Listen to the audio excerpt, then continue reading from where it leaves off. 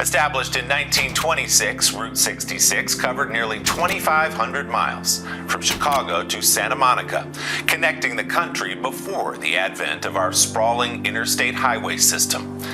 Some stretches have been preserved as historic Route 66, with one family going the extra mile. Once every few miles along Route 66, a motel's neon sign meant safety. A bed, a light left burning against the dark, a place to stop before the desert swallowed the horizon. At its peak, more than 2,500 motels lined the Mother Road. Today, fewer than 400 still welcome guests. As Route 66 nears its 100th anniversary, these motels are more than ruins, their history still flickering in light. They weren't just places to sleep, they were the architecture of movement, small temples built for hope, escape, and a few hours of stillness before the next horizon. After the war ended in 1945, America got restless. Families packed their Buicks and Fords and headed west, chasing work, sunshine, or just the idea of a better life. Motels bloomed like wildflowers along the asphalt, their names promising comfort and adventure.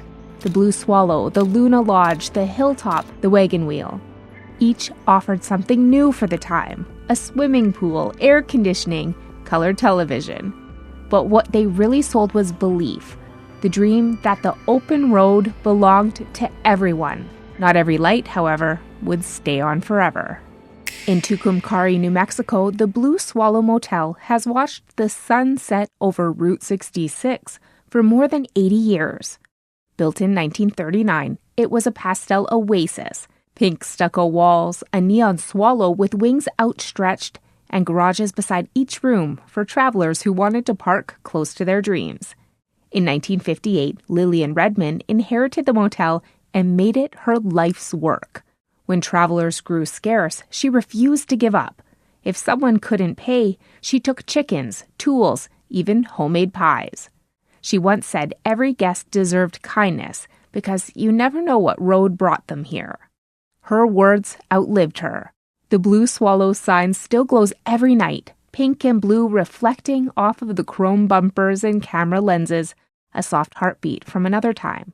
It remains one of the few motels still open on the Mother Road, a survivor that never stopped believing that someone would come back. But not every survivor kept its lights on for travelers. A few hundred miles east, the road bends through Missouri, where the motels didn't fade slowly, they vanished overnight. In the wooded hills outside Newburgh, Missouri, the remnants of John's modern cabins hide behind vines and dust. Once a row of log cabins with a dance hall and gas pumps, it promised modern comfort. But when Interstate 44 cut a new path in the 1960s, the cabins were left behind. The lights went out, the jukebox stopped, the laughter from the dance hall faded into the trees. Now the roofs have caved, weeds thread through the floors, and the sign, its letters barely legible, stands as a quiet marker of progress and loss. People still stop to take photos, but no one stays the night. If you listen long enough, you might still hear it, the faint hiss of tires on a highway that no longer runs past here. John's modern cabins became a monument to abandonment, a story told in creaking boards and broken glass. The forest takes what it's given. In Albuquerque, New Mexico, two motels share the same stretch of Central Avenue. Both were born during the glittering boom years when Route 66 cut through the city like a neon river. The Luna opened in 1949. Art Deco curves, a crescent moon sign glowing in the desert night. The Hilltop came earlier, perched on a rise with a view of the Sandia Mountains and a hand-painted promise of cool comfort ahead. For decades, they pulsed with life. Newlyweds, servicemen, traveling salesmen, families escaping winter. They saw segregation's divide, family tourism's heyday, and the silence that followed when the interstates drained the traffic away. The Luna Lodge survived by becoming something new. Its frame was restored and converted into affordable housing, a modest refuge still offering rest to people who need it most. The Hilltop wasn't as fortunate. By 2003, it was demolished, its neon sign salvaged and its foundation paved for a city project. 2 motels, one reborn and one erased. Leave Albuquerque behind and the land opens wide again. Long stretches of sun, dust, and possibility. And here, in the middle of nowhere, someone built a motel shaped like a dream. Farther west, near Holbrook, Arizona, travelers found a motel unlike any other, the Wigwam Village No. 6. 28 concrete teepees served in a half circle beneath the desert sky, each glowing with red neon that said, "Sleep in a wigwam." Built in 1950 by Chester Lewis, it offered novelty at a time when America believed the road itself was a playground.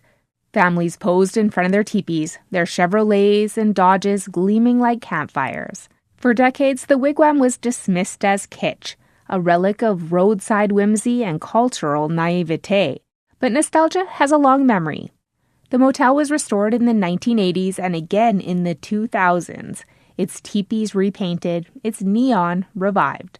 Today, travelers still arrive to sleep inside a piece of American imagination, proof that even the strangest dreams along Route 66 can endure. Follow the fading road another 100 miles and the teepees give way to movie stars. For a moment, Route 66 became Hollywood's frontier. In Gallup, New Mexico, the El Rancho Hotel rises from the desert like a log castle. Built in 1937 by R.E. Griffith, it was meant to bring the movies west. Clark Gable, John Wayne, Katharine Hepburn, they all signed its guest book. The neon marquee called it home of the movie stars, and for a while, it was. When the film crews left and the decades changed, the hotel faded into silence. Its grand lobby, timber balcony, red leather chairs, portraits of cowboy icons became a museum of faded glory. Yet its sign still glows above the desert highway, marking a time when Route 66 was not just a road, but a runway for American myth. Today, the El Rancho still welcomes guests. The stars are gone, but the neon stays lit, a reminder that even glamour can grow humble and keep its dignity. Head east again, and the glamour falls away. What's left are small towns and stubborn hearts, people who refuse to let their light go out. In Cuba, Missouri, the Wagon Wheel Motel still lights up its sign against the dusk. Built in 1938, its stone cottages and Tudor-style roofs make it look more like a small village than a roadside stop. When most motels went dark, the Wagon Wheel stayed alive through sheer will. In 2010, a new owner restored it piece by piece.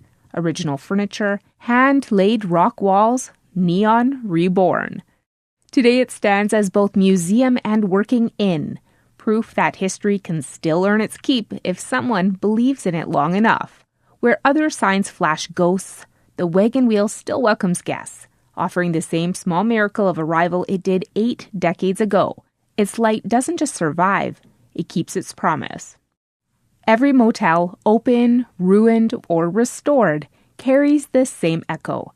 They tell what happened when America traded curiosity for convenience, when travelers stopped wandering and started merely passing through.